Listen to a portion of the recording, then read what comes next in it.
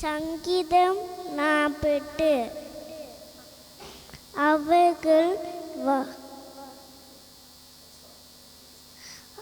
அவர்கள் வாயில் கட்டளை துயட்டும் துடியும், அவர்கள் கைகள் இருபுறம் கற்குள்ள பட்டயம் இருக்கும். இந்த களம் யாருடைய பரிசுத்தவான்கள் யாருக்கும் உண்டாகும். ஹல்லேலூயா. Praise the lord. நீதிமொழிகள் 1. தாவீதின் குமாரனும் இஸ்ரவேலின் ராஜாவாகிய சாலமோனின் நீதிமொழிகள். இவைகளால் ஞானத்தையும் போதத்தையும் அறிந்து புத்திமதிகளை உணர்ந்து விவேகம், நீதி, நியாயம், நிதானம் என்பவை பற்றிய உபதேசத்தை அடையலாம். இவைகள் பேதைகளுக்கு வினாவையும் வாலிபருக்கு அறிவையும் கொடுக்கும். புத்திமான் இவைகளை கேட்டு அறிவில் தேடுவான். விவேகின் ஆலோசனையை அடைந்து நீதிமொழிகளின் அர்த்தத்தையும் ஞானிகளின் வாக்கியங்களையும் அவர்கள் உரைத்த புதிய பொருள்களையும் அறிந்து கொள்வான். கர்த்தருக்கு பயப்படுதலே ஞானத்தின் ஆரம்பம். மூடார் ஞானத்தையும் போதகத்தையும் அச்சட்டை பண்ணுகிறார்கள்.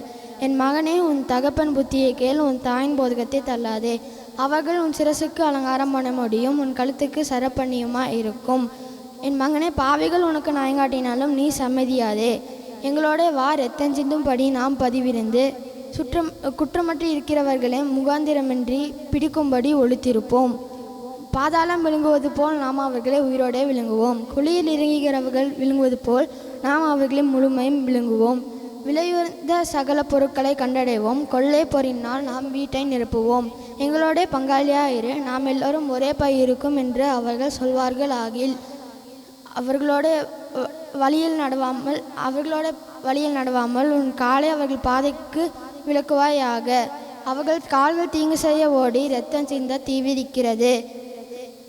அவர்கள் கால்கள் தீங்கு செய்ய ஓடி இரத்தம் சிந்த தீவிரிக்கிறது. எவ்வகையான பச்சையினாலும் சரி, அதன் கண்களுக்கு முன்பாக வலையை விரிப்பது விருதா.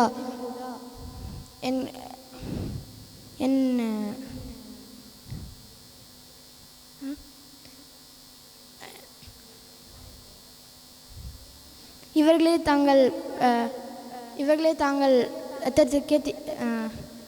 தாங்கள் இரத்தத்திற்கு பதிவிருக்கிறார்கள். தாங்கள் பிரயாணனுக்கே ஒளி வைத்திருக்கிறார்கள். பொருளாசை உள்ள எல்லோருடைய வழியே இதுவே. இது தன்னையுடையவர்களின் உயிரே வாங்கும். ஞானமானது வெளியே நின்று கூப்பிடுகிறது, வீதிகளில் சத்தமிடுகிறது. அது சந்ததி உள்ள தெருக்களின் சந்தியிலும் ஒளிமகள் வாசலில் நின்று கூப்பிட்டு பட்டணத்தில் தன் வார்த்தைகளை வசனித்து சொல்கிறது. பேதைகளை நீங்கள் பேதமையை விரும்புவதும், நிந்தனைக்காரரே நீங்கள் நிந்தனையை பிரியப்படுவதும், மதியினரே நீங்கள் ஞானத்தை வெறுப்பதும் எதுவரைக்கும் இருக்கும். என் கடிந்து கொள்ளுதலுக்கு திரும்புங்கள். இதோ என் ஆவியை உங்களுக்கு அருளுவேன். என் வார்த்தைகளை உங்களுக்கு தெரிவிப்பேன்.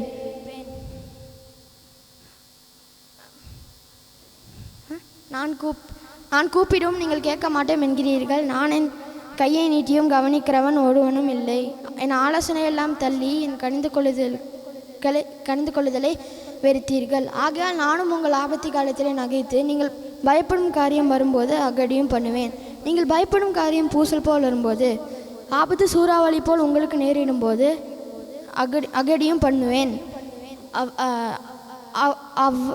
அவர்கள் என்னை நோக்கி அப்பொழுது அவர்கள் என்னை நோக்கி கூப்பிடுவார்கள், நான் மறு உத்தரவு கொடுக்க மாட்டேன். அதிகாலையில் அவர்கள் என்னை தேடுவார்கள், என்னை காண மாட்டார்கள். அவர்கள் அறிவை வெறுத்தார்கள், கர்த்தருக்கு பயப்படுதலை தெரிந்து கொள்ளாமல் போனார்கள். என் ஆலோசனை எல்லாம் விரும்புவதில்லை, என் கடிந்து கொள்ளுதலை எல்லாம் அச்சட்டை பண்ணுகிறார்கள்.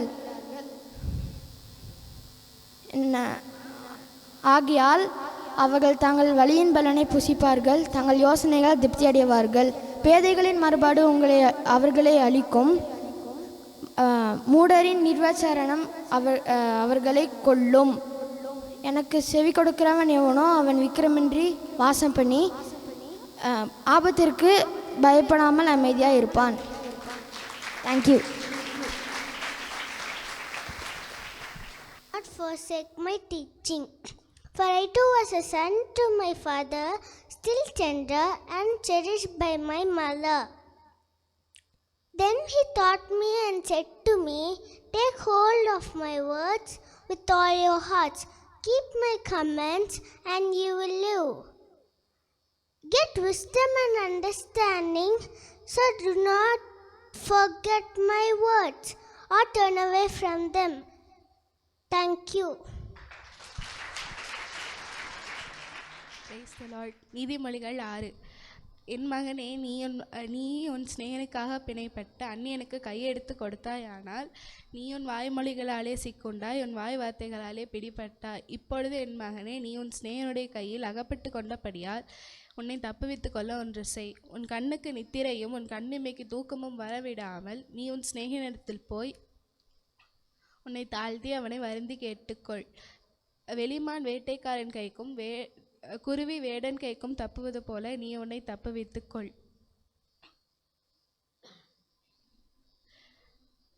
சோம்பேறியே, நீ எருமையினிடத்தில் போய் அதன் வழிகளை பார்த்து ஞானத்தை கற்றுக்கொள். அதற்கு பிரபுவும் தலைவனும் அதிகாரியும் இல்லாதிருந்தும் கோடை காலத்தில் தனக்கு ஆகாரத்தை சம்பாதித்து அறுப்பு காலத்தில் தனக்கு தானியத்தை சேர்த்து வைக்கும். சோம்பேறியை, நீ எவ்வளவு நேரம் படுத்திருப்பாய்? எப்பொழுது உன் தூக்கத்தை விட்டு எழுந்திருப்பாய்? இன்னும் கொஞ்சம் தூங்கட்டும், இன்னும் கொஞ்சம் முறங்கட்டும், இன்னும் கொஞ்சம் கை முடக்கி கொண்டு நித்திரை செய்யட்டும் என்பாயோ? உன் தரித்திரம் வழிபோக்கனைப் போலவும் உன் வறுமை ஆயுதம் அறிந்தவனைப் போலவும் வரும். வேலியாளின் மனுஷனாகிய ஒரு துன்மார்க்கன் ஆகடியம் பேசி திரிகிறான். அவன்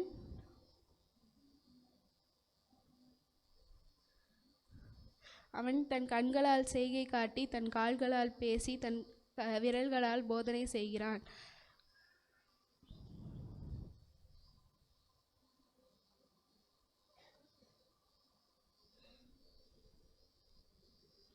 ஆகையால் அவனுக்கு சடுதியில் ஆபத்து வரும், சகாயமின்றி சடுதியில் நாசம் அடைவான்.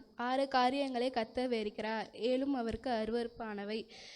அவையாவன: மேட்டிமையான கண், பொய்னாவு, குற்றமற்றவருடைய இரத்தம் சிந்தும் கை, தூர ஆலோசனையை பிணைக்கும் இருதயம், தீங்கு செய்வதற்கு விரைந்தோடும் கால், அபதம் பேசும் பொய்சாட்சி, சகோதரர்களுக்குள்ளே விரோதத்தை உண்டு பண்ணுதல் ஆகிய இவைகளே. என் மகனே, உன் தகப்பன் கற்பனையை காத்துக்கொள், உன் தாயின் போதகத்தை தள்ளாதே.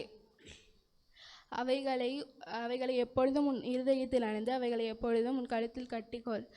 அது நீ நடக்கும்போது உனக்கு வழிகாட்டும், நீ படுக்கும்போது உன்னை காப்பாற்றும், நீ விழிக்கும்போது அது உன்னோடே சம்பாஷிக்கும்.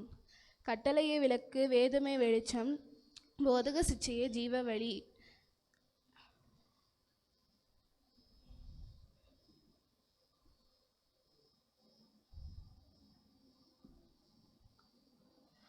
அது உன்னை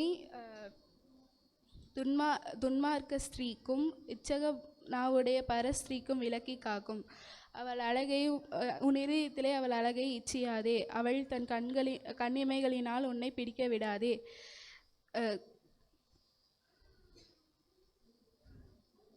வேசி நிமித்தம் ஒரு அப்பத்துணிக்கையை இறக்க வேண்டியதாகும். விபசாரியானவள் அருமையான உயிரை வேட்டையாடுகிறாள்.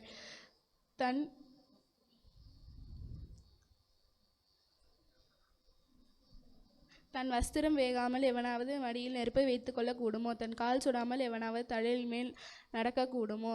பிறனுடைய மனைவியின் இடத்தில் பிரவேசிப்பவனும் அப்படியே அவனை தொடுகிறவனும் ஆக்கினைக்கு தப்பான்.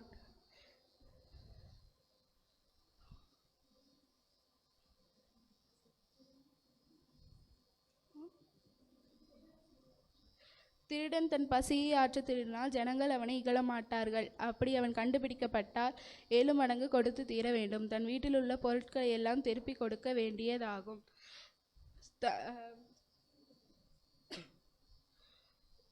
ஸ்திரீயை பற்றிய எரிச்சல் புருஷனுக்கு மூர்க்கத்தை உண்டு பண்ணும். அவன் பழிவாங்கும் நாளில் தப்ப விடான். அவன் எந்த ஈட்டையும் பாரான்.